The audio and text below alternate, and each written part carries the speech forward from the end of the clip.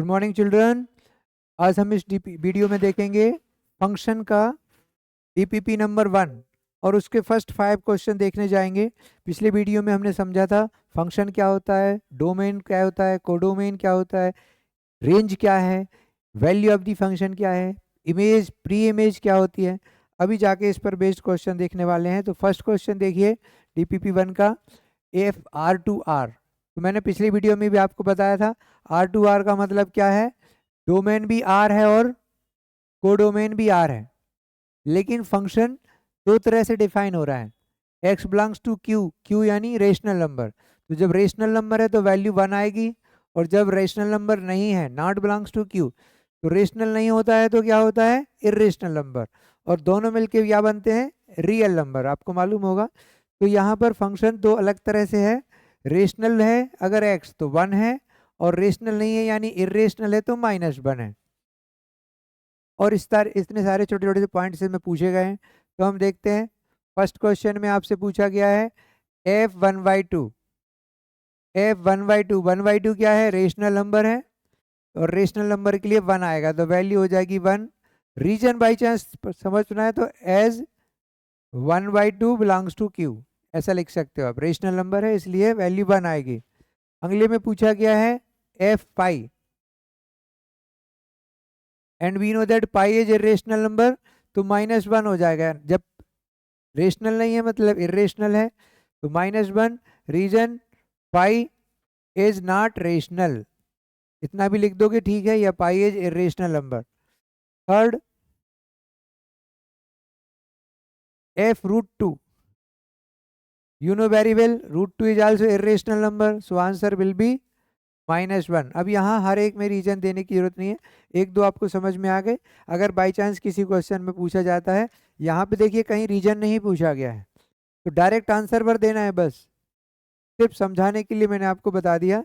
Fourth देखिए, f1.01001001 ये basically irrational number का डेसिमल रिप्रेजेंटेशन है, क्योंकि ना तो ये टर्मिनेट हो रहा है, ना तो ये खत्म हो रहा है, और ना रिपीट हो रहा है। एक बार 0 1 है, अगली बार 001 है, अगली बार सिक्वेंशली 000 आएगा, और ये डैश बता रहे हैं कि ये दिस प्रोसेस इज कंटिन्यूड।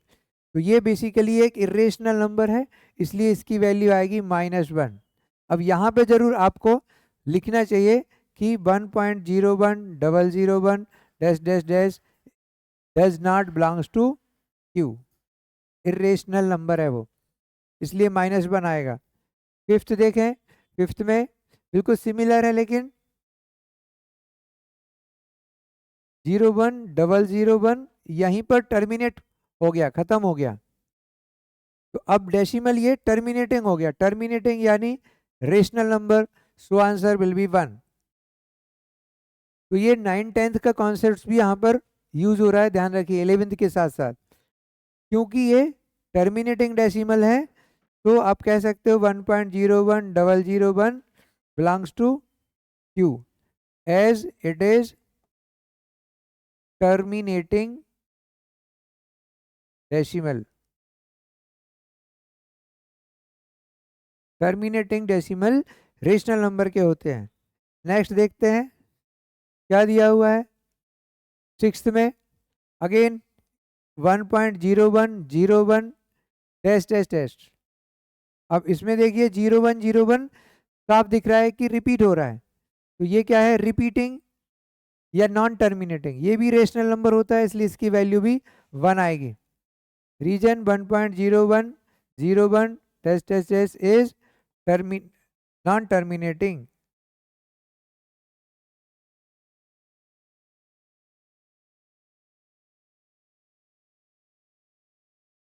और नॉन टर्मिनेटिंग बिलोंग्स करता है रेशनल नंबर को। नेक्स्ट देखते हैं 7th नंबर पर क्या आया है, रेंज ऑफ एफ। अब रेंज क्या होती है, पिछले वीडियोस में देखा होगा आपने, जो जो एलिमेंट्स कनेक्टेड होते हैं। पहले तो आप इसको इस तरह से देखें, ये जो क्वेश्चन दिया हुआ है आपको, इसमें सारे रेशनल और इरेशनल यहाँ पर है, तो आप ऐसा मोटा मोटा समझ सकते हो ये रेशनल है और ये नॉट रेशनल यानी इरेशनल है।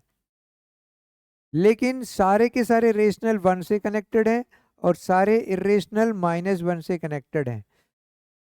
तो जो रेंज है वो है 1 एंड -1, केवल दो ही एलिमेंट है जो कनेक्टेड है। तो रेंज हो जाएगी यहाँ पर 1 एंड -1, और कोई एलिमेंट वहां पर नहीं है जो कनेक्टेड हो। फिर आते हैं प्री इमेज ऑफ 1।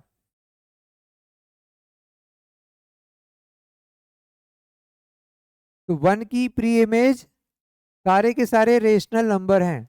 अगर 1/2 होगा वो भी कनेक्टेड है, 2/3 भी इसी से कनेक्टेड है, 3/4 भी इसी से कनेक्टेड है। तो ऑल रेशनल नंबर्स, या तो सीधा क्यू लिख दीजिए या ऑल रेशनल नंबर्स। इसी तरह से ये इसी का पार्ट है, अलग से नहीं है, लास्ट पार्ट में ही जोड़ के रखा हुआ है। तो इमेज ऑफ -1 हो जाएगा क्या। अब इसमें नॉट बिलोंग्स टू क्यू लिखना ठीक नहीं, तो उसको आप पहले तो कह सकते हैं ऑल इरेशनल नंबर, और इसी को लिखा जाता है real number minus rational number. R minus Q भी लिख सकते हैं इरेशनल को। तो ये एक बहुत ही बेसिक क्वेश्चन था कि किसी फंक्शन को रीड कैसे किया जाए, उसकी मीनिंग कैसे निकाली जाए, और उसको देखते हुए डिफरेंट वैल्यूज कैसे निकाली जाए। तो एक बार फिर से समझ लें, इसको इस तरह से पढ़ना है कि फंक्शन की वैल्यू 1 आएगी जब x रेशनल नंबर होगा, और जब रेशनल नहीं होगा तो -1 आएगी। और ये आपका प्रीवियस नॉलेज है कि जो रेशनल नहीं होता वो इरेशनल होता है। तो ये सारे पाई, √2 और 0, 1, 001, डैश डैश डैश, ये तीनों इरेशनल हैं, बाकी रेशनल नंबर्स हैं। अगला देखते हैं नेक्स्ट क्वेश्चन में FR2R। अब इसमें डोमेन और कोडोमेन दोनों क्लियरली लिखा हुआ है, क्या है, रियल नंबर्स है, और x² + 3 फार्मूला दिया हुआ है। आपसे पूछा गया है व्हाट इज F2, तो सीधा सीधा वैल्यू रख दीजिए, 2² + 3 दैट इज 7, कुछ भी नहीं करना है। लेकिन सेकंड में थोड़ा सा सिंबल चेंज करके नई तरह से पूछा गया है, आपको निकालना है x, जबकि fx 28 दिया हुआ है आपको। तो fx यानी इमेज, ये x की इमेज है, तो इस तरह से है एक्चुअली। अगर आप थोड़ा डायग्राम से समझेंगे तो यहाँ पर 28 दिया है, और आपको बताना है कि इसकी प्री इमेज क्या है, यानी x क्या है। तो जब fx 28 दिया है और fx दिया है x² + 3,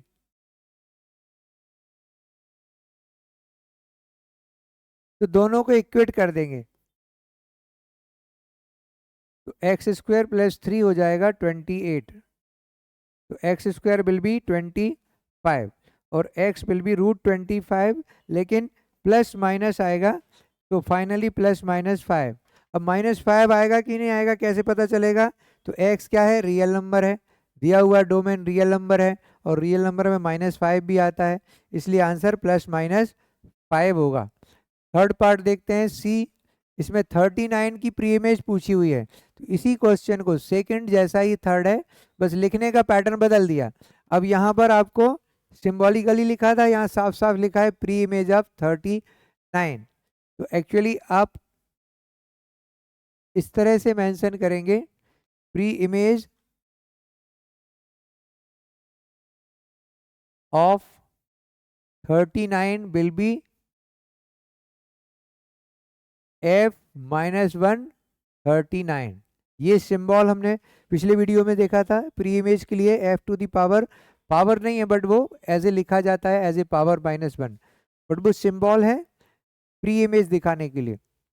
तो आपको बताना है कि 39 किससे कनेक्टेड है। तो लेट कर लेते हैं, let x = pre image of 39, ऐसा लिखना है आपको। तो अगर x 39 की प्री इमेज है तो x की इमेज हो जाएगी 39, यानी fx 39 हो जाएगा। अब बच्चे ऐसा समझ लेते हैं कि f यहाँ से नीचे गया, पावर प्लस हो गई, ट्रांसफर हो गया, मल्टीप्लाई हो गया, बट एक्चुअल में ऐसा कुछ भी मैथमेटिकली नहीं हो रहा है। आप इसको ऐसा बिल्कुल ना समझें कि ये 1/f39 हो गया और f यहाँ आ गया, ऐसा कुछ भी नहीं है। ये सिर्फ मीनिंग है कि अगर 39x की इमेज, x अगर 39 की प्री इमेज है तो 39x की इमेज हो जाएगा, तो fx इक्वल टू 39 हो जाएगा। और fx क्या है? एक्स स्क्वायर प्लस 3 क्वेश्चन में दिया हुआ है, तो एक्स स्क्वायर हो जाएगा 36 और फिर उसी तरह से ये हो जाएगा ±6। तो ये कुछ इमेज प्री इमेज पर बेस्ड एक और क्वेश्चन है, बस थोड़ा सा डिफरेंट है कि यहाँ पर R2R आपको दिया हुआ है और एक ही फार्मूला है जो पूरे में लग रहा है। पिछले क्वेश्चन में अलग अलग सेक्शन में अलग अलग फार्मूला था। प्री इमेज कैसे निकालना अच्छे से समझ लें और किस तरह से पूछा, ये दोनों प्री इमेज ही हैं। नेक्स्ट, अब यहाँ पर आपको फिर से एक जी फंक्शन दिया हुआ है, ऑर्डर्ड पेयर दिए हुए हैं, पूछा गया है कि क्या ये फंक्शन है।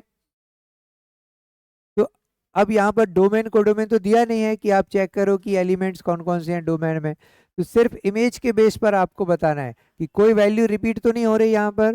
तो 1 2 3 4 की जो इमेजेस हैं वो सारी डिफरेंट हैं, किसी भी एक एलिमेंट की दो इमेजेस नहीं है। तो आप लिख सकते हैं as G is a function, G is a function. अब इन्होंने रीजन नहीं पूछा है, तो वैसे तो इतना ही आंसर सफिशिएंट है, बट अगर बाई चांस पूछ लिया एक्सप्लेन वाई, तो रीजन में आएगा एज ईच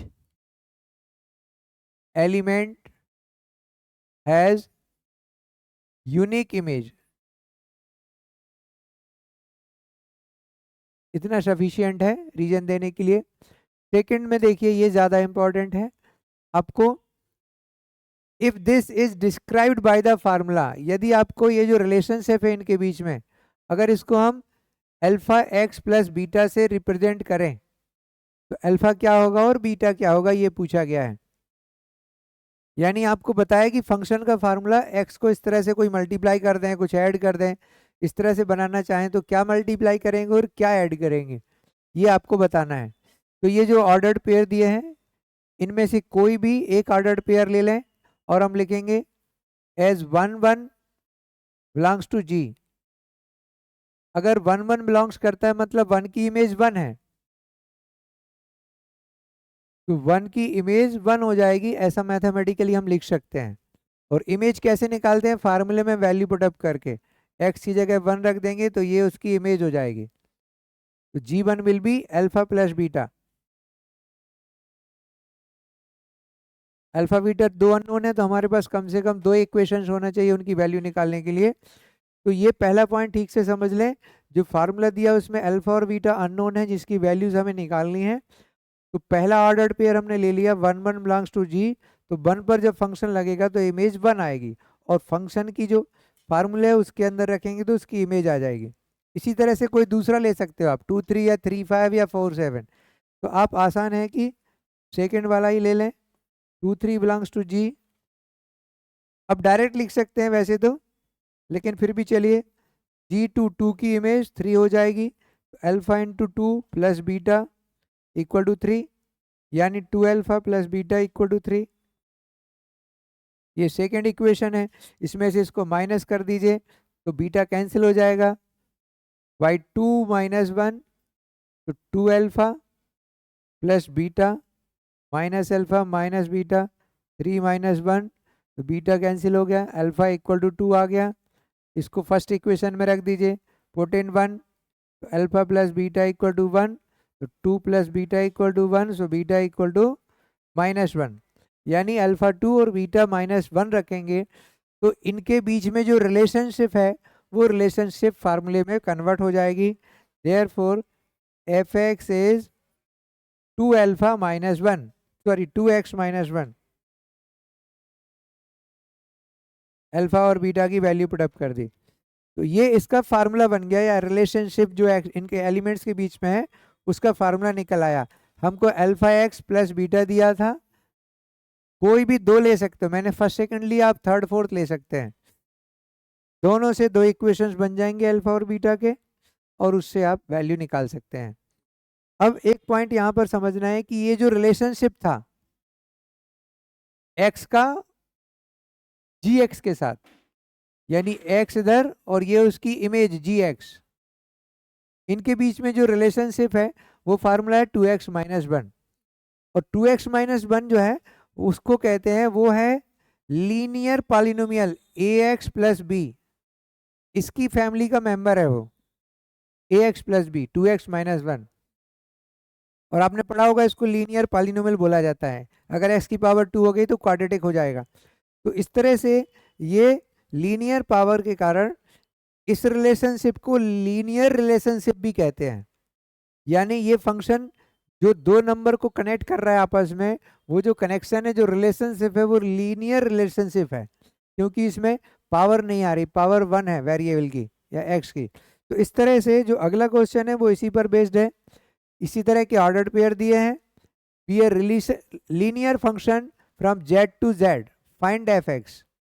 क्वेश्चन बिल्कुल सेम है, सिर्फ लैंग्वेज बदल दी, यहां पर लिख दिया लीनियर फंक्शन, या ये कह सकते हैं the relationship is linear relationship, और यहां पर z टू z हो गया।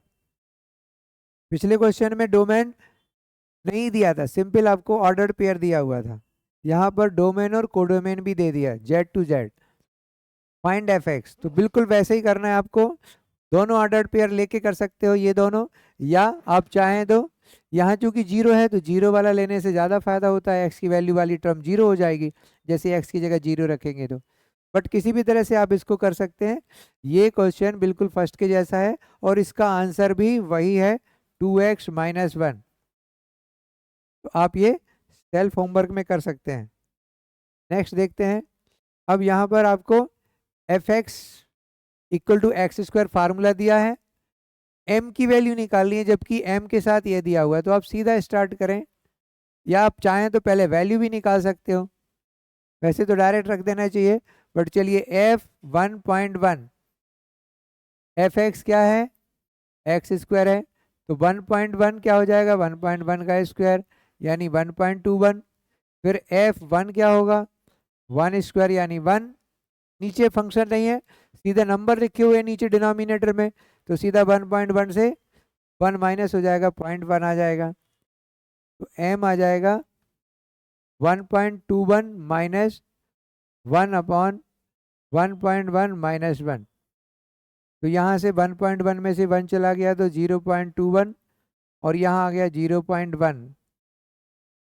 अब डेसिमल यहाँ पर 1 है, यहाँ पर 2 है, इसका मतलब है कि ये 21/10 हो जाएगा, एक डेसिमल यहाँ पर कम है तो एक जीरो आ जाएगा। So final answer is 2.1। तो ये कुछ क्वेश्चंस हमने देखे अभी, बिल्कुल बेसिक फंक्शंस की वैल्यू निकालना, प्री इमेज निकालना, इमेज निकालना। अब अगले सेट में हम इसके आगे के थोड़े से डिफिकल्ट लेवल के क्वेश्चन समझेंगे फंक्शन पर बेस्ड। तब तक आप देखते रहिए, करते रहिए, एंड डोंट फॉरगेट, पेन चलेगा तो ब्रेन चलेगा।